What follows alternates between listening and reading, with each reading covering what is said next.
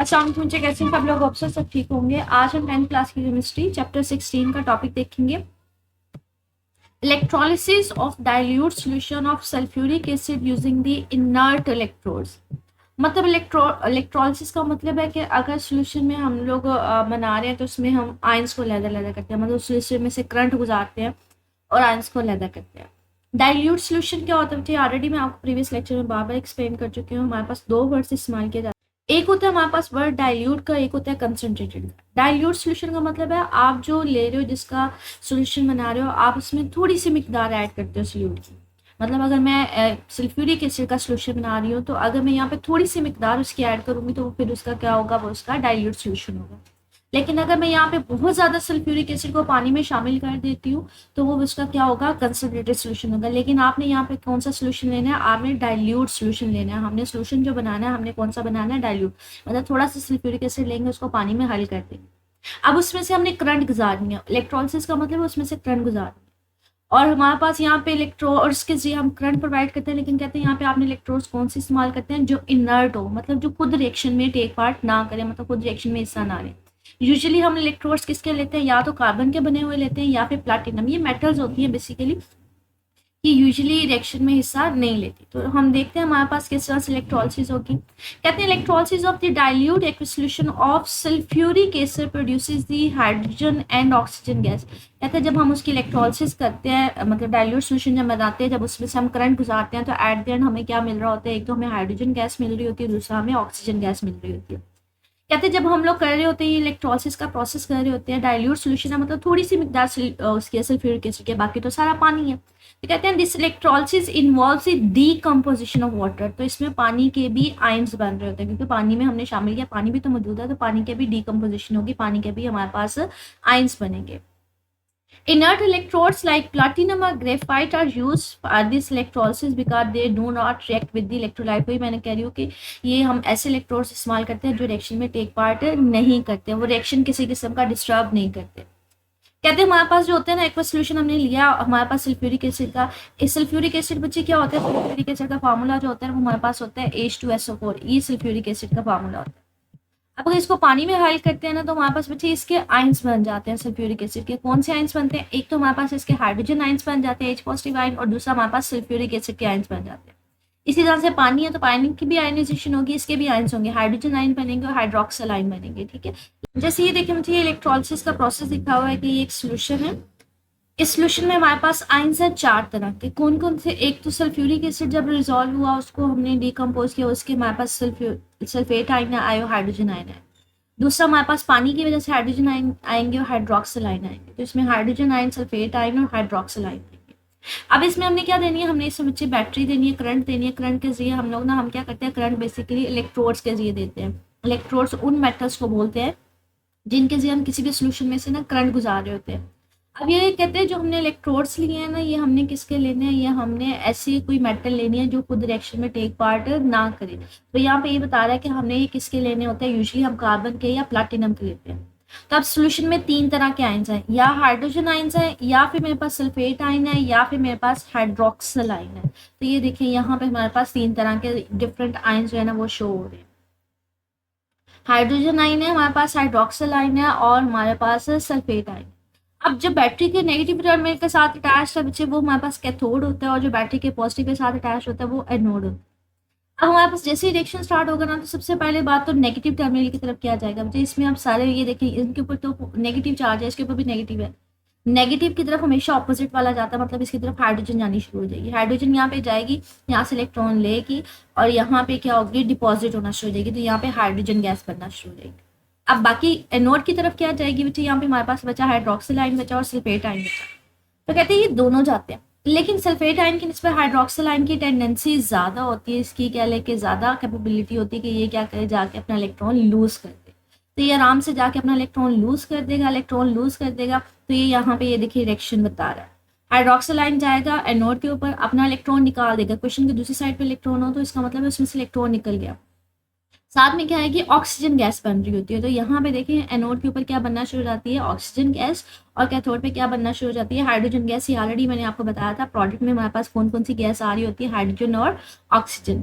अभी जो मैंने आपको बातें बताई है वो यहाँ पे पैसेज की फॉर्म में लिख रहा है कि कैथोड के ऊपर क्या होता है, हाइड्रोजन आयन जाते हैं, हाइड्रोजन आयन जाएंगे तो वहाँ पे अपना इलेक्ट्रॉन मतलब उस तरह से गेन करेंगे वहाँ से और हाइड्रोजन गैस बनना शुरू हो जाएगी। एनोड के ऊपर क्या जाएगा, सल्फेट आयन जाएंगे, हाइड्रोक्सिल आयन जाएंगे, लेकिन हाइड्रोक्सिल आयन जो सल्फेट आयन है वो जल्दी अपना इलेक्ट्रॉन नहीं देते, तो हाइड्रोक्सिल आयन अपना इलेक्ट्रॉन दे देता है, तो इसकी वजह से हमारे पास वो वहाँ पे जाकर डिपॉजिट होना शुरू हो जाता है। ये देखिए यहाँ पे जाके इकट्ठा होना शुरू हो गया। तो यहाँ पे इसी चीज को कह रहा है कि हाइड्रोक्सिल आयन जो है वो इलेक्ट्रॉन लूज कर देता है, जिसकी वजह से हमारे पास वहाँ पे ऑक्सीजन गैस बनना शुरू हो जाती है।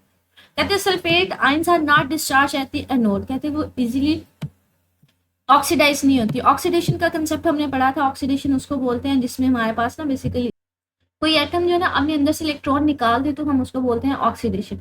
अब यहाँ पे हमने ये बात की है कि हमारे पास जो सल्फेट आयन है वो जल्दी अपना इलेक्ट्रॉन नहीं देती, इसके मुकाबले में हाइड्रोक्सिल आयन जल्दी अपना इलेक्ट्रॉन दे देगा, इसलिए वो यहाँ पे जाके डिपॉजिट होना शुरू हो जाता है। अब जो सल्फेट आयन तो रिएक्शन ही नहीं दे रही, तो वो तो यहाँ पे उसी तरह से मौजूद रहना शुरू हो जाता है। यूज क्या हो रहा है, कैथोड पे हाइड्रोजन आयन यूज होते जा रहे हैं और एनोड पे हमारे पास हाइड्रोक्सिल आयन यूज होते जा रहे हैं। तो पानी कम होता जा रहा है लेकिन सल्फेट आयन तो कम नहीं हो रहा, तो हम कहते हैं सल्फेट आयन की हमारे पास या सल्फ्यूरिक एसिड की जो मिकदार है वो उसी तरह से रहती है, वो एसिड कम नहीं होती। मतलब जो पानी कम होता जाएगा पानी के मुकाबले में हम कहते हैं जो सल्फ्यूरिक एसिड है वो हमारे पास क्या होता जाएगा, बढ़ता जाएगा, क्योंकि वो तो इस्तेमाल ही नहीं हो रहा। तो यहाँ पे यही कह रहे हैं कि इलेक्ट्रोलिसिस जैसे जैसे बढ़ती जाती है जो कंसंट्रेशन है सल्फ्यूरिक एसिड की पानी के मुकाबले में वो बढ़ती जाती है, क्योंकि पानी ऐसा ऐसा क्या हो रहा है, यूज हो रहा है। कैथोड पे पानी का हाइड्रोजन आयन यूज होता जाता है, मतलब वो वहां से जाएगा, वहां से इलेक्ट्रॉन लेगा, हाइड्रोजन गैस बन के बबल्स की फॉर्म में निकल दी जाएगी। एनोड के ऊपर क्या होगा, हाइड्रोक्सिल आयन जाएगा, वो हमारे पास उसमें से इलेक्ट्रॉन निकलेंगे, साथ में ऑक्सीजन गैस बनेगी, वो बन के बबल्स की फॉर्म में निकल दी जाएगी। तो ये बेसिकली रिएक्शन हो रही होती है। तो ये लॉन्ग क्वेश्चन में आ सकता है कि अगर इलेक्ट्रोलिसिस किस तरह से, right a detail note on the electrolysis of the dilute solution of sulphuric acid. इसी तरह से बिल्कुल हमारे पास नेक्स्ट टॉपिक है sulphuric acid of the dilute aqueous solution of the copper sulphate using the inert electrodes. मतलब अब हमने किसका बनाना है डाइल्यूट सॉल्यूशन, कॉपर सल्फेट का। अगेन मैंने आपसे बता दिया डाइल्यूट का मतलब क्या होता है, जिसमें आप थोड़ी सी मिकदार कॉपर सल्फेट की पानी में हल करेंगे। उसके इलेक्ट्रोलिसिस का मतलब है उसका सॉल्यूशन में से आपने करंट गुजारनी है, लेकिन यहाँ पे आपने इलेक्ट्रोड्स कौन से इस्तेमाल करने हैं, इनर्ट, मतलब जो रिएक्शन में टेक पार्ट ना करें। या फिर समटाइम हम लोग कभी कभी ना कॉपर इलेक्ट्रोड्स इस्तेमाल करते हैं। अभी हम लोग पहले इनर्ट इलेक्ट्रोड्स की बात करेंगे। इनर्ट इलेक्ट्रोड्स इसको बोलते हैं, इनर्ट इलेक्ट्रोड्स को जो रिएक्शन में टेक पार्ट नहीं करेंगे।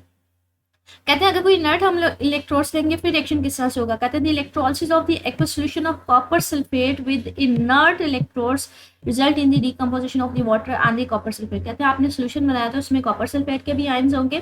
कॉपर सल्फेट का बच्चे हमारे पास फार्मूला क्या होता है, CuSO, मतलब हमारे पास, मतलब अगर मैं कॉपर सल्फेट को पानी में हल कर रही हूँ तो इसके आयंस होंगे, हमारे पास कॉपर आयंस अलग हो जाएंगे, सल्फेट आयंस अलग हो जाएंगे। इसी तरह से पानी में हल कर रहे हैं तो पानी के भी हमारे पास आयंस होंगे।